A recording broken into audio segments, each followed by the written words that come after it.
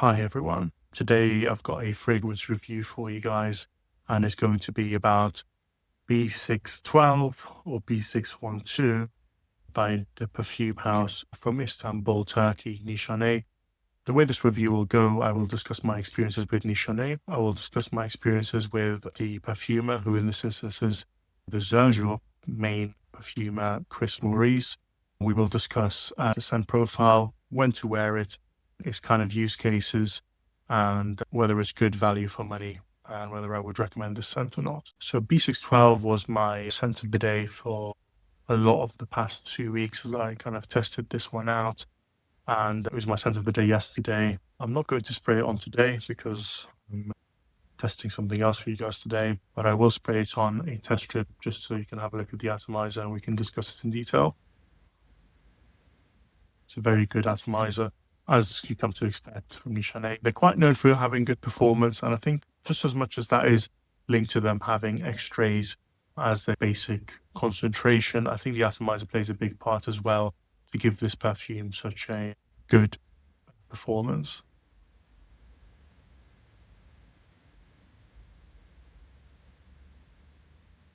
Now, I want to talk about my experiences with Nishane as a brand. This is not my first bottle from Nishane. It's currently my only bottle from Nishane. Let me explain why. So my experiences with them started by sampling Nishane Hajivat as amongst all of you. I'm sure we've all done it. We were looking for the next best thing after Aventus. And unfortunately, I was quite disappointed after sampling that. And a pineapple, kind of a really nice opening that kind of gets you interested. The opening tends to die off after about an hour, and it becomes a really harsh synthetic oak moss mess on my skin. And I go nose blind to that, even though it's definitely still there. I then had bottles, I no longer do, of Annie and Ambra Calabria, which are quite similar, actually, to my surprise. They both have that kind of lemony citrus aromatic kind of thing going on, contrasting with vanilla and less vanilla, but more ambery notes in Ambra Calabria. And I didn't really enjoy them. I've worn them both a handful of times each before passing the bottles on to someone who will enjoy them. I found the clash a bit too jarring, really, because you have these citruses. In the Ambra Calabria, there's this coriander, a lot of herbs and aromatics thrown in there, and then you have this kind of sweet base. It reminded me of a very specific memory, and it's a really bad sense association. That's why I had to get rid of it. Is you go to a really nice Indian restaurant and you have an amazing meal, 3-course meal. You have the dessert, which usually is quite sweet. Obviously, you have the quite aromatic and spicy foods. It doesn't smell like Indian food.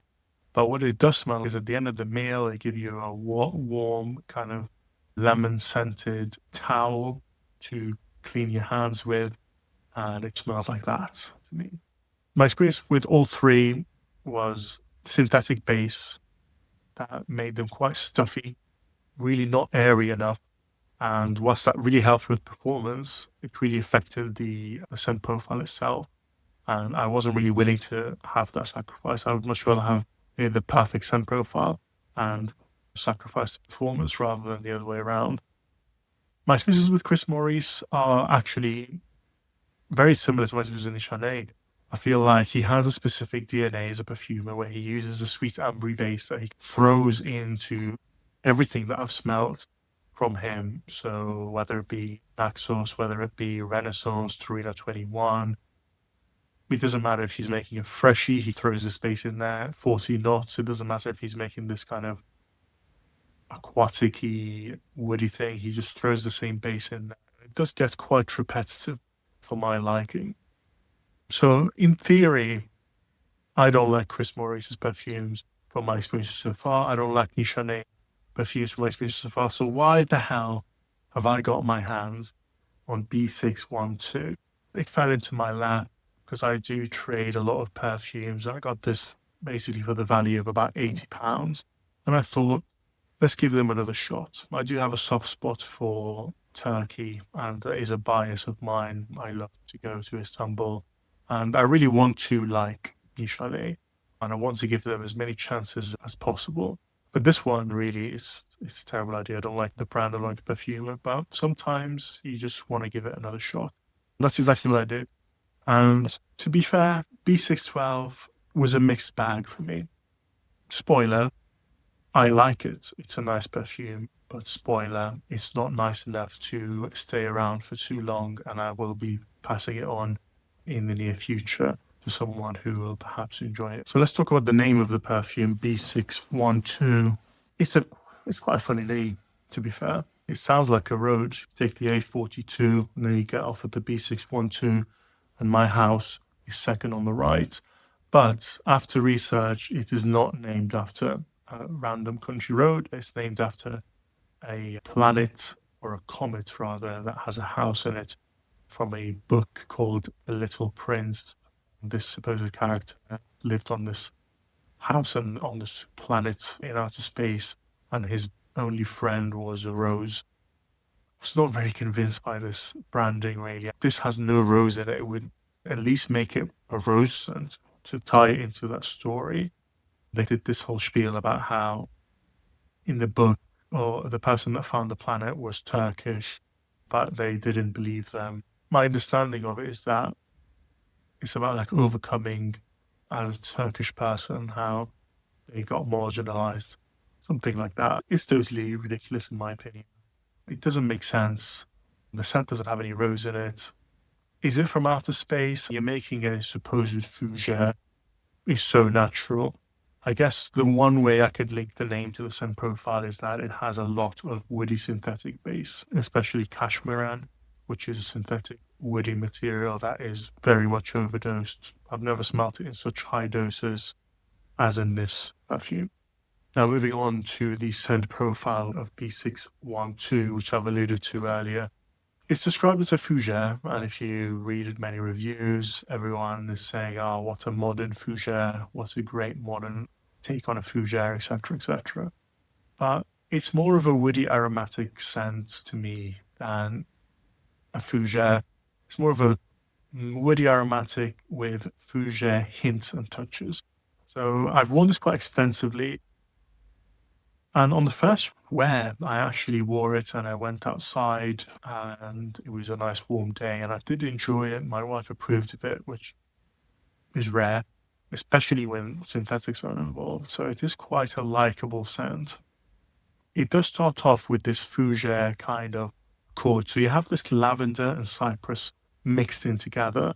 And the cypress is stronger than the lavender. The cypress gives the lavender more greenness, so it's not really a purple kind of lavender. It's more of a green kind of drier lavender. The cypress gives it this balsamic, mentholated effect, like a vapor rub that you smell, put in your shirt, put on your pillow when you are unwell to help you smell better. It's a mentholated effect, minty almost. It also has this spiciness that's from, I believe, geranium, similar to rose, but definitely not rose. It has this spicy floral kind of aspect, green aromatics and lavender with tonka and oak moss is basically what makes it fougere. The oak moss is in the back. There's tonka in the back, which gives it a bit of sweetness. It definitely has some sweetness there, which I find quite off-putting, really. But my main problem with this is that the fougere opening really doesn't last longer than 1 hour, and then it's just totally gone and dissipated. And all you're left with is this woody synthetic cashmeran base with synthetic oak moss in there and a bit of tonka. And it smells like a Dior Homme Sport kind of base, or Dior Homme 2020 kind of base, where they've gone for this woody synthetic thing. To me, the fougere for a first hour or so, and then it just becomes a synthetic mess. When I smell it up close, and you have to smell it up close because it's an X-ray, and it's quite an oily one as well, it feels very stuffy. And when you have such a natural scent, like you're making a fougere, it's designed after a fan. That's what fougere even stands for, which is this green plant. It's about nature. When I think of nature, I think freshness and airiness. But this it's like an X-ray. Everything is very stuffy and stuck together, and it's stuck. The notes, the top notes that you want to smell, like the lavender, cypress, and geranium, are stuck in this cashmeran base that's stuck to your skin and is not being allowed to breathe. The base in this one is not the typical Chris Maurice Ambery base. but it is a cashmeran synthetic bomb. I do go nose blind to it. It's clearly there to give it that modern feel, but it doesn't really do the Fougere aspect any favors. It becomes like a generic woody synthetic base that would be used in any designer scent after the first hour. I have worn it in numerous kind of occasions. I've worn it outdoors to see if that kind of helps it evaporate off the skin a bit better.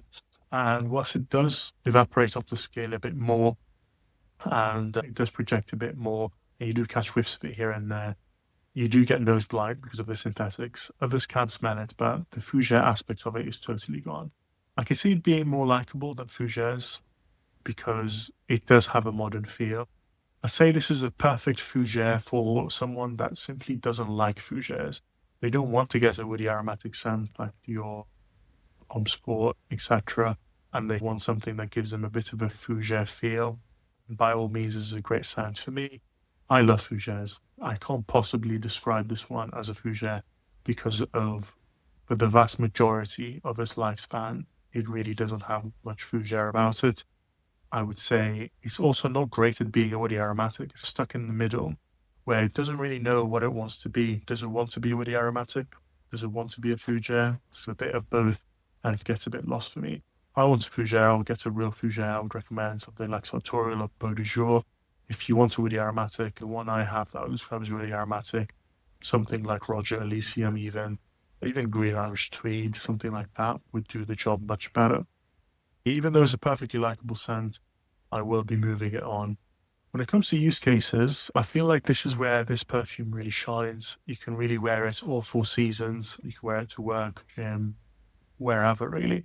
It's not mature and Fougere enough where you feel like, oh, I'm too young, I have to dress it up, wear a shirt and be all proper about it. And it's not synthetic, woody, modern enough where you feel like, oh, I can't really wear this to work. I feel like a child. You could wear this everywhere. But the type of perfume user that I am, I don't really have a lot of space and time for these scents that are a jack of all trades. Maybe if I was going for 3 or 4 or 5 bottles, I would feel differently about the scent. Now, when it comes to value for money, it's very low. When it comes to this perfume, it retails for $250. It's nowhere near worth that. I think you can get a discount for about 150 or so. We're getting closer to where it belongs. I think this is worth around the $100 mark, especially with 50 ml.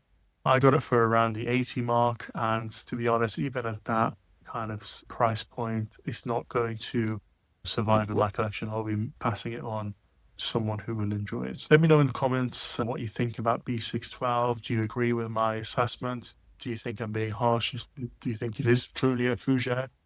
Let me know what your experiences with that scent. Definitely a strong sample first.